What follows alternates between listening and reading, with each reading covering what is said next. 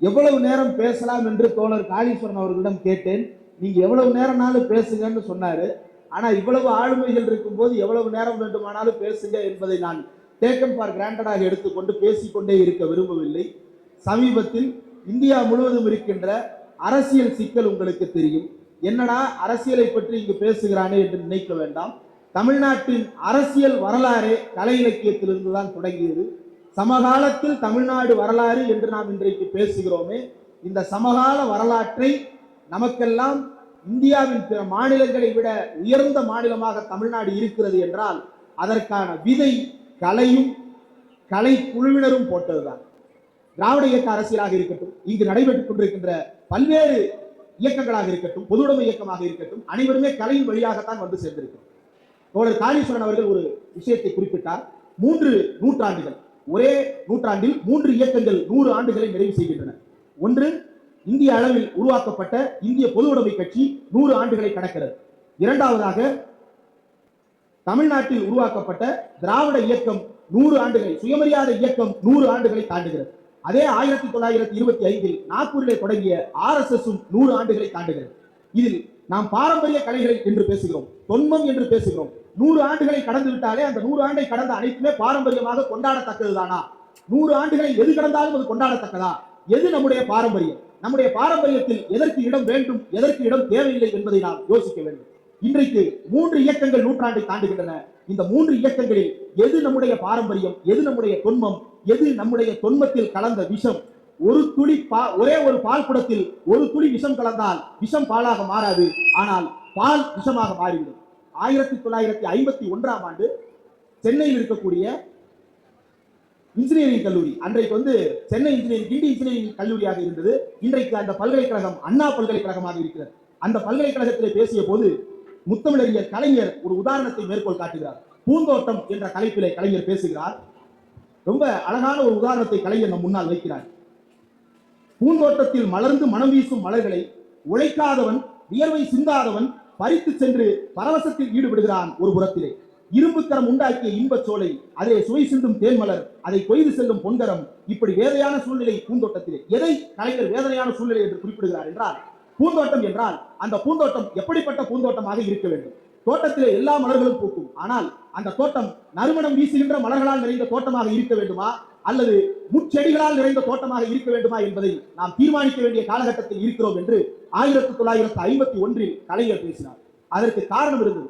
1951ஆம் ஆண்டு கலைஞர் அந்த பூந்தோட்டம் என்கின்ற உரையை பேசிய காலகட்டத்தில் தமிழருடைய கலை மங்கிக் கொண்டிருந்ததாக கருதப்பட்டது. தமிழர்களுடைய இலக்கியங்கள் இல்லாமல் அடிப்பதற்கான காலகட்டமாக மாறிக்கொண்டிருந்தது. தமிழருடைய வரலாறு என்பது முழுக்க முழுக்க வருணாசிரம வரலாறாக மாற்றி அமைப்பதற்கான காலகட்டமாக இருந்தது. அந்த காலகட்டத்தில் கலைஞர் ஆற்றிய அந்த உரை மிகவும் முக்கியமானது. அந்த உரையினுடைய இறுதியிலே கலைஞர் ஒரு முக்கியமான மேற்கோளை சொல்லி முடிக்கிறார். அதை இன்றைக்கும் சுட்டிக்காட்ட வேண்டிய தேவை இருக்கிறது. கண்ணப்பன் கண்ணை இழந்துதான் நெற்றிக் கண்ணென்றம் நாயனார் பட்டத்தை பெற முடிந்தது. காரைக்கால் அம்மையார் தன்னுடைய அழகு மேனியை பேய் உருவமாக்கி எலும்பும் தோலுமாகி தலைகீழாக நடந்த பிறகுதான் அப்பனை நோக்கி கூப்பிட்ட பிறகு வந்தே நம்மையே என்று பரமசிவன் வந்தார். சீராளனை தன்னுடைய மகனை கறி சமைத்து சிவனுக்கு விருந்து வைத்த பிறகுதான் சிறு தொண்டனுக்கு பக்தன் என்கின்ற பதக்கம் மாற்றப்பட்டது. காரணம், இவர்களெல்லாம் தாழ்ந்த ஜாதிக்காரர்கள். அதே நேரத்தில் மாபாதக செயல்களை செய்தவர்கள், தந்தையை கொன்றவர்கள். உயர்ஜாதிக்காரராக இருந்தால் வருகிறாயா இறைவா என்று கேட்டவுடன் வந்தேன் வரம் தந்தேன் என்று பரமசிவன் வந்து நிற்கிறான் என்றுதான் புராண கதைகள் எல்லாம் எழுதப்பட்டிருக்கிறது. இதில் நாம் எதை எடுத்துக்கொள்ள போகிறோம் என்று கலைஞர் முக்கியமான ஒரு கேள்வியை முன்வைக்கிறார். ஏன் இந்த கேள்வியை முன்வைக்க வேண்டி இருக்கிறது? ஒரு கலை இலக்கிய மேடையில எதற்காக நாத்திக கருத்தை பேச வேண்டி இருக்கிறது? எதற்காக ஒரு நாத்திகருடைய கருத்தை இந்த மேடையில் பேசுகிறார் என்று கீழே இருக்கின்ற பலருக்கும் கூட கேள்வி எழலாம். நீங்கள் வைத்திருக்கின்ற கலை எதுவாக இருந்தாலும் அந்த கலை, இன்றைக்கும் நீங்கள் வைத்திருக்கிற கலை யார் கையில் இருக்கிறது என்பதை நீங்கள் சற்று யோசித்து பாருங்கள். இன்றைக்கு நம்முடைய கலை வடிவம் என்று நாம் கொண்டாடுகிறோமே, தெருக்கூத்து நடத்துகிறோம், தோல்பாவை கூத்து நடத்துகிறோம், எல்லா பாடல்களிலும் எல்லா காட்சிகளிலும் புராண காட்சிகளை காட்டுகிறோம், இதிகாச காட்சிகளை காட்டுகிறோம். ஆனால் அந்த புராணத்தை எழுதியவர்கள் என்ன செய்து கொண்டிருக்கிறார்கள்? அந்த இதிகாசத்தை எழுதியவர்கள் என்ன செய்து கொண்டிருக்கிறார்கள்? நாம் அந்த கதைகளை பேசிக் கொண்டிருக்கிறோம், பரப்பிக் கொண்டிருக்கிறோம். இன்றைக்கும் ராமன் இந்தியாவில் உயிரோடு இருக்கிறான் என்றால் அதை உயிரோடு வைத்திருப்பவர்கள் நாட்டுப்புற கலைஞர்கள் தான். கண்ணகி உயிரோடு இருக்கிறாள் என்றால் கண்ணகி உயிரோடு வைத்திருப்பவர்கள் நாட்டுப்புற கலைஞர்கள் தான். கட்டபொம்மன் கதை காணாமல் போயிருக்கும் வழிபாடகர்கள் அந்த கட்டபொம்மன் கதையை பாடாமல் விட்டிருந்தால், இப்படி கடவுளில் தொடங்கி கட்டபொம்மன் வரைக்கும் உயிரோடு வைத்திருப்பவர்கள் இந்த நாட்டுப்புற கலைஞர்கள். ஆனால் இந்த நாட்டுப்புற கலைஞர்களுடைய நிலை என்னவாக இருக்கிறது? இந்த நாட்டுப்புற கலைஞர்களுடைய நிலை சினிமாவிலே என்னவாக இருக்கிறது? இந்த நாட்டுப்புற கலைஞர்களுடைய நிலை இந்திய தேசிய அரசியலிலே என்னவாக இருக்கிறது என்பதை யோசித்து பார்க்க வேண்டும். அந்த யோசனை இல்லாமல் போனால் நாம் என்ன செய்து கொண்டிருக்கிறோம் என்பதை நாமே மறந்து போய்விடுவோம் என்று நாம் அவ்வப்போது நினைத்து பார்த்துக் கொள்ள வேண்டும். கலையில் பேசப்படுகின்ற கருத்துக்கள் என்னவாக வேண்டுமானாலும் இருக்கலாம், ஆனால் அந்த கலை மிகவும் முக்கியமானது என்பதுதான் அனைவருடைய கருத்தும். ஆனால் இன்றைய காலகட்டம் இந்தியாவில் என்னவாக இருக்கிறது என்பதை சற்று யோசித்து பார்த்தால் நாம் இன்னும் பல்வேறு மாற்றங்களை நமக்குள் செய்து கொள்ள வேண்டுமோ என்கின்ற யோசனையை நமக்குள்ளே எடுத்துக்கொள்ள வேண்டும். உதாரணத்திற்கு நான் மதுரையில் இருந்து வருகிறேன். மதுரை என்று சொன்னவுடனேயே எல்லோருக்கும் உடனே நினைவுக்கு வருவது கள்ளழகர் திருவிழா. மதுரையில் நடைபெற்று சித்திரை மாதம் நடைபெறுகின்ற மதுரை திருவிழா. அந்த திருவிழா என்றாலே சாதி மதம் கடந்து, சாதி கடந்து மட்டுமல்ல மதம் கடந்து மதுரையில் மக்கள் திரளுவார்கள். மீனாட்சி அம்மன் கோவிலுக்கும் கள்ளழகர் கோவிலுக்கும் வழியெங்கும் பிரிக்கம் வைத்து காத்திருப்பார்கள். பக்தர்கள் மட்டுமல்ல, மாற்று மதத்தை சேர்ந்தவர்களும், தர்காவை சேர்ந்தவர்களும், மசூதியை சேர்ந்தவர்களும், மேலும் கிறிஸ்தவ தேவாலயங்களை சேர்ந்தவர்களும் வழிநடுக பானக்கம் கொடுப்பதும், ரோஸ் மில்க் கொடுப்பதும், பிரியாணி கொடுப்பதும் என்று பக்தர்களுக்கு தேவையான உணவு வகைகளை எல்லாம் பரிமாறிக்கொண்டே இருப்பார்கள். பக்தர்கள் சென்று கடவுளை வணங்கிக் கொண்டே இருப்பார்கள். அப்படிப்பட்ட ஒரு நகரம் மதுரை மாநகரம். இந்த மதுரை மாநகரத்தினுடைய சிறப்பு என்னவென்று சற்று யோசித்து பாருங்கள். இப்படி ஒரு ஒற்றுமை இந்தியாவில் வேறு எந்த மாநிலத்திலும் கிடையாது. வேறு எந்த மாநிலத்திலாவது ஒரு இந்து கோயில் என்று அறியப்படுகின்ற கோயிலுடைய பண்டிகையை அந்த மக்கள் கொண்டாடுகிறார்களா? இஸ்லாமியர்கள் கொண்டாட முடியுமா? அல்லது இஸ்லாமியர்களை அந்த தெருவுக்குள் தான் அனுமதிப்பார்களா? இல்லை. அல்லது இஸ்லாமியர்கள் கொண்டாடுகிற பண்டிகையை மற்ற மாநிலத்தில் இருக்கக்கூடிய இந்து மக்கள் யாராவது ஏற்றுக்கொண்டிருக்கிறார்களா? இல்லை. சமீபத்தில் கூட ஒரு தேசிய அரசியலில் இருக்கின்ற ஆளுங்கட்சி அதை சேர்ந்த ஒரு செய்தி தொடர்பாளர் ஒரு கேள்வியை கேட்கிறார். முன்னாடி தேசிய செயலாளராக இருந்தார், இப்போது அவர் பேச மட்டும் செய்கிறார். அவர் ஒரு கேள்வி கேட்டார். இஸ்லாமியர்கள் யாராவது இந்து சாமியை கும்பிடுறாங்களான்னு கேட்கிறேன் அப்படின்னாரு. இஸ்லாமியர்கள் யாராவது இந்து சாமியை கும்பிடுறாங்களான்னு கேட்கிறாரு. கொஞ்சம் யோசிச்சு பாருங்க. பக்கத்துல இருக்கு பாண்டிச்சேரி. அந்த பாண்டிச்சேரி கடற்கரைக்கு பக்கத்துல கவுஸ் முருகன் கோவில் அப்படின்னு ஒரு கோயில் இருக்கு. அந்த கோயிலுடைய கட்டியவர் யார் என்றால் முகமது கவுஸ் என்கின்ற இஸ்லாமியர். அவருக்கு முருகனின் மீது ஈடுபாடு அதிகமாக இருந்த காரணத்தால் அவர் தான் முஸ்லிமாக இருந்தாலும் அந்த இறைவனை நான் போற்றுகிறேன் என்று அந்த முருகன் கோவிலை அவர் கட்டினார். இன்றைக்கும் அவருடைய வாரிசுகள் தான் அந்த கோவிலுடைய அறங்காவலர்கள். அந்த அறங்காவலர்கள் காப்பாற்றுகின்ற கோயிலில் எண்ணற்ற இந்து மக்கள் சென்று வழிபாடு செய்து வந்து கொண்டிருக்கிறார்கள். ராமநாதபுரம் பக்கத்தில் மேல கொடுமாலூர் என்ற ஒரு கோயில் இருக்கிறது. அந்த கோயிலுக்கு உள்ளே போகும்போதே உங்களுக்கு அதிர்ச்சி காத்திருக்கு. யாராவது ராமநாதபுரம் இருக்கீங்களா? ராமநாதபுரம் மரபுக்குடி அங்க வந்து ஒரு முருகன் கோயில் இருக்கு மேல கொடுமாலூர் பக்கத்துல. நீங்க அந்த கோயிலுக்கு உள்ள நுழையும் போதே ஷாக் ஆயிடுவான். வடநாட்டுல இருந்து எவனாவது வந்தான்னா என்னடா பண்ணி வச்சிருக்கேள் அப்படின்னு கொந்தளிச்சுவான். உள்ள நுழையும் போதே மேல பாத்தீங்கன்னா முருகன் இருப்பாரு, பக்கத்துல வள்ளியம்மா நிற்பாங்க, பக்கத்துல தெய்வானை நிற்கும், பக்கத்துல பச்சை கலர்ல தொப்பி போட்ட ஒரு முஸ்லீம் சிலையும் நிற்கும். அவர் யாருன்னா அவர் ஒரு புலவர். அவர் முருகனுக்காக அந்த கோயிலுக்காக பதிகங்கள் பாடியிருக்கிறார் என்கின்ற காரணத்தால் ரொம்ப முன்னாடிலாம் கிடையாது, ஒரு 20 வருஷத்துக்கு முன்னாடி அந்த கோயிலில் இருக்கக்கூடிய செவத்தை எல்லாம் அவர் பாடிய பாடல்களை, அவர் பேரு ஜவாது, புலவர் ஜவாது எழுதிய அந்த பாடல்களை சுவற்றில் எல்லாம் எழுதி வைத்துவிட்டு கோயில ரெனோவேஷன் பண்ணும்போது மேல அவரோட சிலையும் தூக்கி வச்சான். இதுதான் தமிழ்நாடு. ஒருத்தர் மாற்றி மாற்றி மதிக்கின்ற பண்பாடு. இந்த பண்பாட்டை காப்பதற்காக போராட வேண்டிய காலகட்டத்தில் தமிழ்நாட்டினுடைய அரசியல் சூழல் இருக்கிறது. தமிழ்நாட்டினுடைய அரசியல் சூழல் மட்டும்தான் அப்படி இருக்கிறதா என்றால் இல்லை, அகில இந்திய அரசியல் சூழலும் அப்படித்தான் இருக்கிறது. சரி, இதற்குள்ள வேற என்னதான் பார்க்க வேண்டியது இருக்கு, கவனிக்க வேண்டியது இருக்குன்னா, நேற்றைக்கு சுசீந்திரத்துல தானுமாலயம் கோவில் எல்லோருக்கும் நல்லா தெரியும். பல நபர்கள் அந்த டூரிஸ்ட் பிளேஸ்க்கு போகும்போது தானுமாலயம் கோவிலுக்கு போகாம வந்தது கிடையாது. அந்த அளவுக்கு முக்கியத்துவம் வாய்ந்த ஒரு கோயிலாக தானுமாலயம் கோயில் கருதப்படுகிறது. அந்த தானுமாலயம் கோவிலில் தேரோட்டம் நேற்றைக்கு நடைபெறுகிறது. அந்த தேரோட்டத்தில் தமிழ்நாட்டுடைய அறநிலையத்துறை அமைச்சர் திரு சேகர்பாபு அவர்களும் தமிழ்நாட்டுடைய பால்வளத்துறை அமைச்சர் மனோ தங்கராஜ் அவர்களும் கலந்து கொள்கிறார்கள். தேரை வடம் பிடித்து இழுக்கும் பொழுது திடீரென்று ஒரு சத்தம். என்ன சத்தம் கேட்டிருக்கான் அந்த கோயில்ல? அந்த கோயில் 3 கடவுள்களுக்கும் உரிய கோயிலாக கருதப்படுகின்ற கோயில். யார் யாருக்கு? சிவனுக்கு, விஷ்ணுவுக்கு, பிரம்மாவுக்கு. அவன் என்ன கத்திருக்கலாம்? அரோகரான்னு கத்திருக்கலாம், நமச்சிவாயன்னு கத்திருக்கலாம், நாராயணன்னு கத்திருக்கலாம். அவன் அங்க வந்து ஜெய் ஸ்ரீராம் கூட கத்திருக்கான். அவன் கத்துறான் பாரத் மாதா கி ஜெயின்னு கத்துறான். சரி, பாரத மாதாவோட விட்டானான்னு பார்த்தா அடுத்து ஒரு சத்தம் சாவர்கர் கி ஜெயின்னு கத்துறான். சரி, அத்தோட விட்டானான்னு பார்த்தா அடுத்து கத்துறான் சத்ரபதி சிவாஜி மகாராஜுக்கு ஜெய் அப்படின்றான். சத்ரபதி சிவாஜிக்கும் தானுமாலையனுக்கும் என்னடா சம்பந்தம்? எதுக்குடா தானுமாலையன் கோயில் தேரோட்டத்துல வந்து இந்த கத்து கத்துறீங்க? யாராவது போய் தானுமாலையன் கோயில் தேரோட்டத்துல தந்தை பெரியார் வாழ்க அப்படின்னு கத்துனா சும்மா விடுவா? எல்லாரும் யாரும் எதுவும் செய்ய போறது இல்லை, எல்லாரும் பெரியார போட்டு போறது தான். ஆனாலும் கோயிலுக்குள்ள ஏன்பா முழக்கம் தானே கேட்பாங்க. ஆனா போய் கத்துறான், கடித்தனமா கத்துறான். சரி, சத்ரபதி சிவாஜி இவ்வளவு கொண்டாடுறானே, எதனால சத்ரபதி சிவாஜியை கொண்டாடுறான்னு கேட்டான். என்ன சொல்றான்? சத்ரபதி சிவாஜி ஒரு இந்து மகாராஜா, ஒரு இந்து ராஷ்டிரத்தை உருவாக்கியவர் அப்படின்னு சொல்றான்.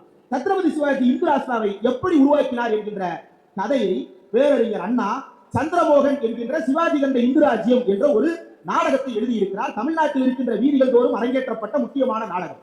அந்த நாடகத்தில் நீங்கள் படித்து பார்க்கின்ற கருத்துக்களை அப்படியே மனதில் வைத்துக் கொண்டு அண்ணல் அம்பேத்கர் யார் சூத்திரர்கள் என்று ஒரு புத்தகம் எழுதியிருக்கிறார். அந்த புத்தகத்தில் எழுதியிருக்கக்கூடிய கருத்துக்களை எடுத்து பார்த்தால் இரண்டும் ஒன்றாகத்தான் இருக்கும். காரணம் என்னவென்றால் அது உண்மையானது, இரண்டும் மாற்றி மாற்றி பேச முடியாது. உண்மை ஒன்றாகத்தான் இருக்க முடியும். அப்ப அந்த உண்மையை அவர் பேசும்பொழுது என்ன நடந்திருக்கிறது என்று எடுத்து பார்த்தால், சத்ரபதி சிவாஜி அவுரங்கசீப்புக்கு எதிராக போரிட்டார், பிஜப்பூர் சுல்தான்களுக்கு எதிராக போரிட்டார், எண்ணற்ற ஆட்சியாளர்களுக்கு எதிராக போரிட்டு ஒரு பரந்த மகாராஷ்டிர நிலப்பரப்பை முழுவதும் தன்னுடைய கையகப்படுத்தி கொண்டு வந்தார். அப்படி கொண்டு வந்த அந்த சிவாஜி விபாஷக. இப்ப என்ன விவாதம்? பிறப்பின் அடிப்படையில் நாங்க நால் வர்ணம் பிரிக்கல, குணத்தின் அடிப்படையில் பிரித்தோம் அப்படின்னு பேசுறாங்களே. குணத்தின் அடிப்படையில் சத்ரபதி சிவாஜி சத்திரியனா இல்லையா? அவனை விட வேறு ஒரு வீரனை அந்த காலகட்டத்தில் பார்த்திருக்க முடியுமா? அப்படிப்பட்ட வீரனை நீ சத்திரியன் இல்லை என்று சொன்னார்கள். சத்திரியன் இல்லை என்று சொன்னவுடன் அவர் வேறு யாரையாரோ பார்ப்பனர்களை கூப்பிட்டு பட்டம் சூட்டுகின்ற விழாவை நடத்த முயற்சி செய்கிறார். மகாராஷ்டிரத்திலும் மத்திய பிரதேசத்திலும் எந்த பார்ப்பனரும் முன்வரவில்லை. உடனே அவருக்கு ஒரு தகவல் கிடைக்கிறது. எப்படி எல்லாத்துக்கும் ஒரு தருப்பான், எல்லா யாகம் பண்றதுக்கும் யாராவது ஒரு தருப்பான். உடனே காசியில காகப்பட்டர் ஒருத்தர் இருக்கிறார், அவராண்ட கேளுங்கோ, அவர் பண்ணி வைப்பார் அப்படின்னு சொல்றாங்க. உடனே காகப்பட்டருக்கு தூது அனுப்புறாங்க. காகப்பட்டர் சான்றுகள் இருந்தா அனுப்புங்கன்னு கேட்கிறார். உடனே இவர் நான் இன்னுடைய வாரிசு அப்படின்னு சான்றுகளை ரெடி பண்ணி அனுப்புறார். அனுப்பின உடனே பார்த்துட்டு இது ஏதோ நல்லா இருக்கு அப்படின்னு சொல்லிட்டு காகப்பட்டர் கிளம்பி வர்றாரு. கிளம்பி வந்தவர், உன்னுடைய ஆவணங்களை எல்லாம் பரிசோதித்த, அதுல எதுவுமே உண்மை இல்லை, நீ சத்திரியன் கிடையாது, நீ சூத்திரம் தான் அப்படின்றாரு. இப்ப நான் என்னங்க பண்றது? இந்த நாடு மொத்தத்தை கைப்பற்றி இருக்கேன், ஒரு பட்டம் ஏற்கிறதுக்கு என்னங்க பிரச்சனை? நீங்க இல்லாம நான் பதவி ஏற்க முடியாதா? ஏத்துப்பார். பார்ப்பனர் துணை இல்லாமல் நான் பதவி ஏற்க முடியாதா? முடிந்தால் பதவி ஏற்றுப்பார் என்று மிரட்டினார்கள் பார்ப்பனர்கள். எப்படி அந்த மிரட்டல் செய்கின்ற அதிகாரம் அவர்களுக்கு கிடைத்தது? பெரும் படையை வைத்திருந்தான் சத்ரபதி சிவாஜி. அவுரங்கசீப்பை விரட்டி அடித்தவன் சத்ரபதி சிவாஜி. பிஜப்பூர் சுல்தான்களை விரட்டி அடித்தவன் சத்ரபதி சிவாஜி. அத்தனை மன்னர்களையும் விரட்டி அடித்து ஆளுகை செய்து கொண்டிருந்த சிவாஜியை முடிந்தால் பதவியேற்று பார் என்று சொடக்கு போடுகின்ற அதிகாரம், மார்பில் கவசம் வடித்து குண்டலங்கள் அணிந்து நின்றிருந்த சிவாஜியை வெற்று மேனிக்காரர்கள் மிரட்டினார்கள், முடிந்தால் பதவியேற்று பார் என்று. அப்படி என்றால் அவர்களுடைய ஆதிக்கம் எந்த அளவிற்கு இருந்திருக்கு? நீ சத்திரியனாக வேண்டும் என்றால் நான் நினைத்தால் தான் முடியும் என்று மக்களை எதன் வழியாக ஏமாற்றி வைத்திருந்தார்கள்? பக்தியின் வழியாக ஏமாற்றி வைத்திருந்தார்கள். அந்த பக்தியை எப்படி மக்களுக்கு கொண்டு போய் சேர்த்தார்கள்? கதைகளின் வழியாக சேர்த்தார்கள்.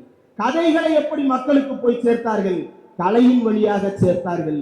அதையெல்லாம் மாற்றி அமைப்பதற்கு அன்றைக்கு சிவாஜியால் முடியவில்லை. இன்றைய மதிப்புக்கு பல நூறு கோடிகளை அன்றைக்கு தங்கமாக, வெள்ளியாக, ஆபரணங்களாக கொடுத்து தனக்குத்தானே அவர் முடிசூட்டி கொண்டார். முடிசூட்டி கொண்டதற்கு பிறகு சும்மா விட்டார்களா? அவருக்கு வேத ஆகம முறைப்படி முடிசூட்டுகிறார்கள்.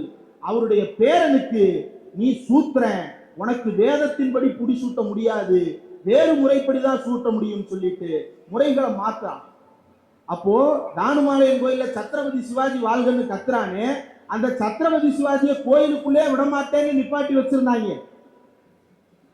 இதை அண்ணா எழுதுகிறார். ஏன் எழுதுகிறார்?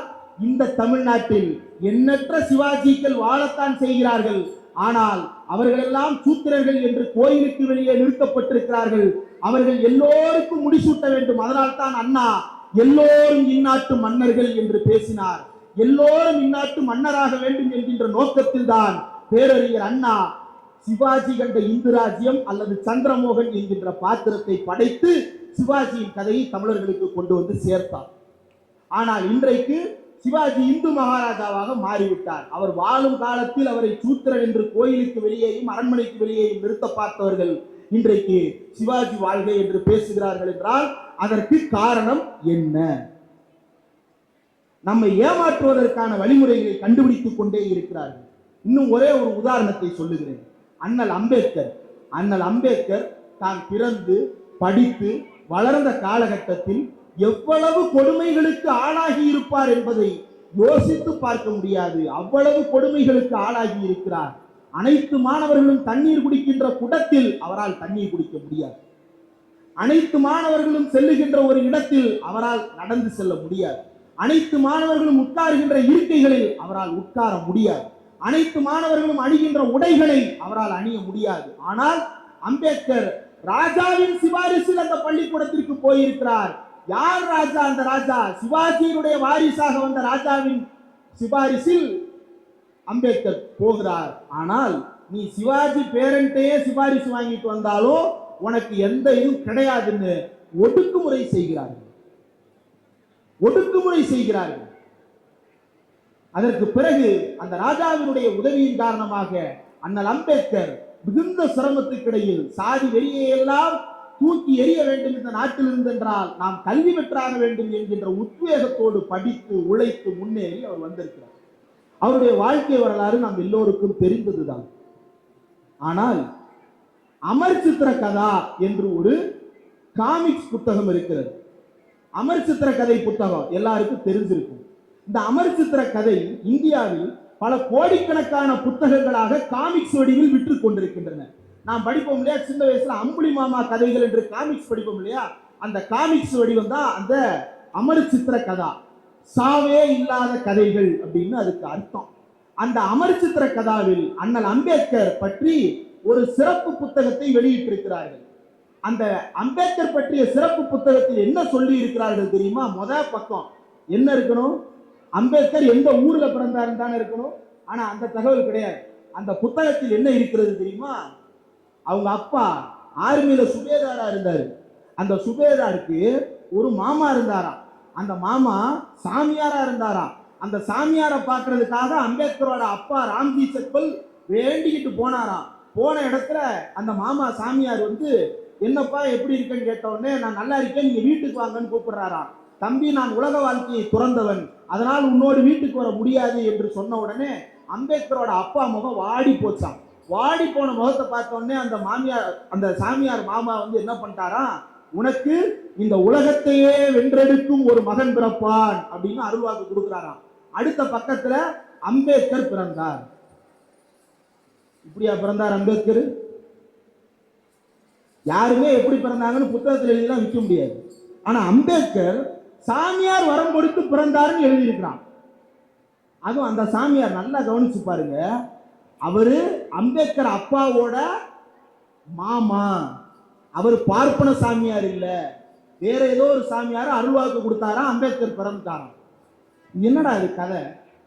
எதனால அப்படின்னா, நீங்க அந்த அமர் சித்திர கதை புத்தகங்களை எடுத்து பார்த்தால் என்ன இருக்கு அப்படின்னா, நல்லவர்கள் எல்லாம் வெள்ளையாக இருப்பார்கள், தீயவர்கள் எல்லாம் கருப்பாக இருப்பார்கள், தீயவர்கள் வீட்டில் இருக்கும் நல்லவர்கள் மட்டும் வெள்ளையாக இருப்பார்கள்.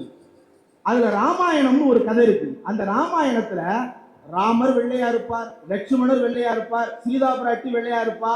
இந்த பக்கம் ராவணன் கண்ணங்கரேன்னு இருப்பான், சூர்பனக கண்ணங்கரேன்னு இருப்பா. ஆனா விபீஷண வெள்ளையா இருப்பான்.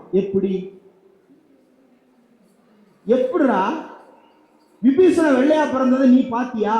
அவன் என்ன சொல்றான், விபீஷணன் நல்லவர், அதனால வெள்ளையா இருப்பார். அப்ப இளம் பிஞ்சுகள் மனதில் நஞ்சை விதைக்கிறார்கள். வெள்ளையா இருக்கிறவன் பொய் சொல்ல மாட்டான்னு வடிவேலு காமெடி காட்சியில சும்மா சொல்லல, மனசு வெந்து போய் சொல்லி இருக்கிறாரு.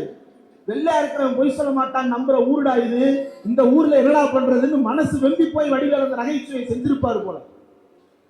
அப்படி எழுதி வச்சிருக்கிறான். அதே போல நல்லவர்கள் எல்லாம் பாத்தீங்க அப்படின்னா நல்லா திடகாத்திரமா இருப்பாங்க, புச்சகர பராக்கிரமசாலிகளாக இருப்பாங்க, வெள்ளையா இருப்பாங்க, உயரமா இருப்பாங்க. கெட்டவன் பூரா குட்டையா இருப்பான், கருப்பா இருப்பான், ஒடுக்கப்பட்டவனா இருப்பான். அந்த கெட்ட வீட்டுல நல்லவன் மட்டும் வெள்ளையா இருப்பான். இதுல பெண்களுடைய பாத்திர படைப்பு ரொம்ப கவனிக்க வேண்டியது. பெண்களுடைய பாத்திர படைப்பு எப்படின்னா, பெண்கள் எப்படி இருக்க வேண்டும் என்று நாம் விரும்புகிறோம், சுய முன்னேற்றம் அடைபவர்களாக இருக்க வேண்டும் என்று நாம் விரும்புகிறோம். யாரும் யாருக்கும் தாழ்ந்தவர் இல்லை, யாரும் யாருக்கும் உயர்ந்தவர் இல்லை, அனைவரும் சமம் என்கின்ற தத்துவத்தின் அடிப்படையில் நாம் பேசுவோம். அதுதான் மனிதகுல தத்துவமாக இருக்க முடியும். அப்படிப்பட்ட விஷயத்தை நாம் பேசினால் அந்த கதைகளில் என்ன இருக்கும் தெரியுமா? பெண்களே பெண்கள் மீது ஒடுக்குமுறை நிகழ்த்துவார்கள். எப்படி நிகழ்த்துவாங்க? ஆணுக்கு சேவகம் செய்வதை விட இந்த வாழ்வில் வேறு பேரு இருக்கா அப்படின்னு பேசுவான் அந்த கதைகள்ல. இதை படிக்கின்ற ஒரு குழந்தையின் மனது, ஓ அப்ப ஆம்பளைக்கு சோறாக்கி போடுறதுதான் நம்முடைய வேலைன்னு அந்த மனசு, குழந்தை மனசு யோசிக்குமா யோசிக்காதா? 5 வயசு 6 வயசு பிள்ளை ஆம்பளைக்கு சோறாக்கி போடுறதும் ஆம்பளைக்கு கைகால விட்டு விடுறதும் தான் நம்முடைய வேலைன்னு அந்த குழந்தை நினைச்சு நினைச்சு வளர்ந்துச்சுன்னா அந்த குழந்தை எப்படி சுய முன்னேற்றம் அடைய முடியும்? அந்த குழந்தையின் மூளையை கழுவுகின்ற வேலை அந்த காமிக்ஸ் புத்தகத்தின் மூலமாக நடைபெறுகிறது இல்லையா? இந்த காமிக்ஸ் புத்தகங்களை தான் அவன் வடக்கு பூரா கலை வடிவமா மாத்துறான், சினிமாவாவும் மாத்துறான், இதையெல்லாம் இன்னைக்கும் எடுக்கிறான். ஆனா கொஞ்சம் யோசித்து பாருங்கள் தோழர்களே, தமிழ்நாடு இந்த கலை மரபை ஒட்டுமொத்தமாக புரட்டி போட்டிருக்கிறது. கண்ணகி நமக்கு காப்பிய நாயகி. எப்படிப்பட்ட காப்பிய நாயகி? நீ மன்னராகவே இருந்தாலும் தவறு செய்தால் நான் உன்னை கேள்வி கேட்பேன், கேள்விக்கு பதில் செத்து போடா அப்படின்னு நிப்பா கண்ணகி. தர்மத்துக்கு ஒன்றென்றால் பார்ப்பனர்கள் பொங்குவார்கள், அது புராணங்கள். அறத்துக்கு ஒன்றென்றால் தமிழர்கள் பொங்குவார்கள், அதுதான் சிலப்பதிகாரம். திராவிட இயக்கம் ஏற்படுத்திய முக்கியமான மாற்றம் என்னவென்றால், தர்மம் இருந்த இடத்தில், சனாதன தர்மம் இருந்த இடத்தில் திருக்குறள் அறத்தை நிறுத்தியது திராவிட இயக்கமும் பொது உடைமை இயக்கமும். இன்னும் மனுநீதிக்கு எதிராக சமநீதியை சொன்னது திராவிட இயக்கம். சுரண்டலுக்கு எதிராக தோழமையை சொன்னது பொது உடைமை இயக்கம். வைதீகத்துக்கு எதிராக சுயமரியாதையை வைத்தது திராவிட இயக்கம். உறுப்பினர்களுக்கு பதிலாக உறவு நிலையை வைத்தார்கள். அதனால் தான் ரத்தத்தின் ரத்தங்களே உடன்பிறப்புகளே என்று அழைக்கிறார்கள், தோழர்களே என்று அழைக்கிறார்கள். இதெல்லாம் திராவிட இயக்கம் நிகழ்த்திய மாற்றங்கள். திரைப்படங்களை எடுத்து பாருங்கள். இன்றைக்கு வரைக்கும் வட இந்தியாவில் ஒரு முற்போக்கு வசனத்தை சினிமாவில் வைக்க முடியவில்லை. காரணம் என்ன? அங்க இன்னும் ஆதி வடிவத்திலிருந்தே அவர்கள் மாற வேண்டிய தேவை இருக்கிறது. நாம் எப்ப நாடகத்தை மாற்ற ஆரம்பிச்சோம்? 1934 நம்முடைய நாடகங்கள் மாறிவிட்டன. புராண கதாபாத்திரங்களும் கடவுள்களும் இருந்த இடத்தில் வேலைக்காரிகள் வந்து நிற்க தொடங்கிவிட்டார்கள். சீதை நின்ற இடத்தில் கண்ணகி நிற்க தொடங்கிவிட்டால் எப்ப? 1930களில். இன்னைக்கு வரைக்கும் வடக்கில் அது போன்ற மாற்றங்களை அவர்களால் செய்ய முடியவில்லை. அங்கு சீதைக்கு மாற்றாக என்ன எடுப்பது என்று தெரியவில்லை, ராமனுக்கு மாற்றாக எதை முன்வைப்பது என்று தெரியவில்லை, தர்மத்துக்கு மாற்றாக எதை முன்வைப்பது என்று தெரியவில்லை. ஆனால் நம்மிடம் மாற்றை முன்வைப்பதற்கு வழிகள் இருக்கிறது. காரணம், நம்முடைய வரலாற்றில் அதற்கான இடம் இருந்திருக்கிறது. திருவள்ளுவன் இங்கே வாழ்ந்திருக்கிறான், அங்கே இல்லை. சமகாலத்தில் பெரியார் வாழ்ந்திருக்கிறார், அங்கே இல்லை. சமகாலத்தில் மட்டுமல்ல, கடந்த காலத்திலும் கூட, 4 வருடம் நாடு முழுக்க இருந்த காலகட்டத்திலும் கூட 4 வகையான மக்களில் ஒருவன் படித்திருக்கிறான், ஒருத்தன் படிக்காமல் இருக்கிறான்னா, கீழ்நிலையில் இருக்கும் ஒருவன் படித்திருந்தால் அவனுக்குத்தான் சிறப்பு என்று 2000 ஆண்டுகளுக்கு முன்பே கவிதை பாடி வைத்திருக்கிறானே தமிழன். அப்ப நம்மிடம் மாற்று இருக்கிறது. நம்முடைய கலையில் மாற்று வடிவங்கள் இருக்கிறது. நம்முடைய கலையை போல மக்களோடு நெருக்கமாக உரையாடுகின்ற கலைகள் அங்கே கிடையாது. நம்முடைய கலையை போன்று மக்களின் வாழ்க்கையை பேசுகின்ற கலைகள் அங்கே கிடையாது. கண்ணகி எப்படி காப்பியமானால் வழிபாடல்களாக செவிவழியாக பாடப்பட்டதுதான் ஒரு காலத்தில் காப்பியமாக மாறுகிறது.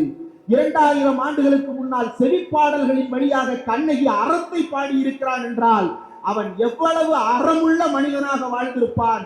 முதலில் எவ்வளவு நல்ல மனிதனாக அவன் வாழ்ந்திருக்கிறான். அவன் மனிதனாக வாழ்ந்த காரணத்தால் தான் மன்னனை எதிர்த்து கேள்வி கேட்ட ஒரு மரத்தமிழச்சி என்று அவன் பாடல் பாடி இருக்கிறான். அதை இளங்கோவடிகள் என்கின்ற அரச குடும்பத்தை சேர்ந்த ஒருவரை காப்பியமாக எழுதுகிறார். காப்பியமும் எப்படி எழுதுகிறார்? இன்றைக்கு நாம் படிக்கிறோமே, மூவேந்தர்கள் வாழ்ந்தார்கள் என்று. மூவேந்தர்களும் சந்தோஷமாக 3 பேரும் ஆளுக்கு ஒரு பக்கம் பிரித்துக் கொண்டு ஆட்சி செய்தார்களா? வெட்டு குத்தும் கொலையும் கொள்ளையுமாகத்தான் இருந்தது. சோழம் படையெடுத்து பாண்டி நாட்டை கொள்ளையெடுப்பான், பாண்டியம் படையெடுத்து சேர நாட்டை கொள்ளையெடுப்பான், சேரம் படையெடுத்து சோழ நாட்டை கொள்ளையெடுப்பான்னு சைக்கிளிக்கா கொள்ளையடிச்சு கொலை பண்ணி நாடு கட்டிட்டு இருந்தான். ஆனா அரச குடும்பத்திலிருந்து சனாதன மறுப்பை தேர்ந்தெடுத்து பௌத்த மரபுக்கு சென்ற இளங்கோவடிகள் பாடுகிறார். 3 பேரும் ஒரே கதையில் இணைக்கப்பட்டிருக்கிறார்கள். 3 பேரும் அறத்தின் பக்கம் இருக்கிறார்கள். இதுதான் கதை நமக்கு வலியுறுத்துவது. நடந்ததை கூறுவது என்பதை விட நடந்தவற்றில் எது நல்லது என்பதை தேர்ந்தெடுத்து கூறுவதுதான் எதிர்காலத்திற்கு தேவையானது என்கின்ற தெளிவு 2000 ஆண்டுகளுக்கு முன்னால் இளங்கோவடிகளிடம் இருந்திருக்கிறது. அதைத்தான் சமகாலத்தில் 200 ஆண்டுகளில், இந்த 100 ஆண்டுகளில் திராவிட இயக்கம் எது சரி என்பதை தேர்ந்தெடுத்து நம் கண்ணுக்கு முன்னால் வைத்தது. பொது உடைமை இயக்கங்கள் எது சரி என்பதை தேர்ந்தெடுத்து நம்முடைய கண்ணுக்கு முன்னால் வைத்தார்கள்.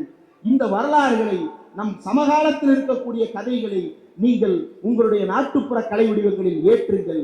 உங்களுடைய கலை வடிவங்கள் கண்ணகி பாடியது போதாது, கண்ணகிக்கு பிறகு அனிதாக்களை அது பாடத் தொடங்க வேண்டும். அனிதாக்களை பாடத் தொடங்கும் பொழுதுதான் எதிர்காலத்தின் கண்ணகியாக அனிதா நிற்பாள். அனிதா செத்திருக்கலாம், ஆனால் அனிதா கேட்ட கேள்வி ஆளுநர்களுடைய உறக்கத்தை கெடுத்துக் கொண்டே இருக்க வேண்டும்.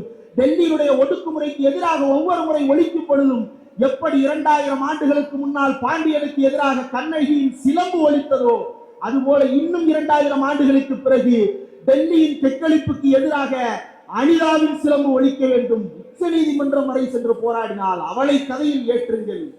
நவீன கண்ணகியாக அனிதாவை நிறுத்துங்கள். இந்த மாற்று கதையாடல்களை நாம் செய்தால்தான், இந்த மாற்று கதையாடல்களை நீங்கள் ஏற்கனவே செய்த காரணத்தால் தான் நாம் இன்றைக்கு பாதுகாப்பாக இருக்கிறோம். நீங்கள் அறத்தை வலியுறுத்தி கலை செய்த காரணத்தால் தான் சினிமா மாறியது. சினிமா ஒன்றும் சும்மா வரல, நாடகத்திலிருந்து தானே சினிமா வந்தது, கூத்திலிருந்து தானே சினிமா வந்தது. கூத்திலே மாற்றம் நிகழ்ந்த காரணத்தால் தான் சினிமாவிலே மாற்றம் நிகழ்ந்தது. நாடகத்திலே வேலைக்காரி வந்ததால் தான் சினிமாவிலே வேலைக்காரி வந்தாள். நாடகத்திலே குணசேகரன் வந்ததால் தான் சினிமாவிலே குணசேகரன் வந்தான். நாடகத்திலே பராசக்தி வந்ததால் தான் சினிமாவிலே பராசக்தி வந்தாள்.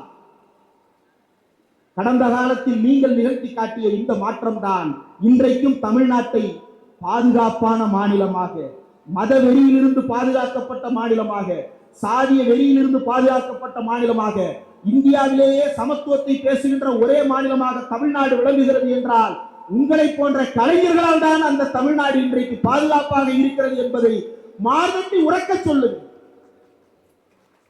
நீங்கள் இல்லாவிட்டால் தமிழ்நாட்டில் இன்றைய பாதுகாப்பு இல்லை. இந்த மாற்றத்தை நீங்கள் எதிர்காலத்திற்கும் நிகழ்த்தி கடத்த வேண்டும்.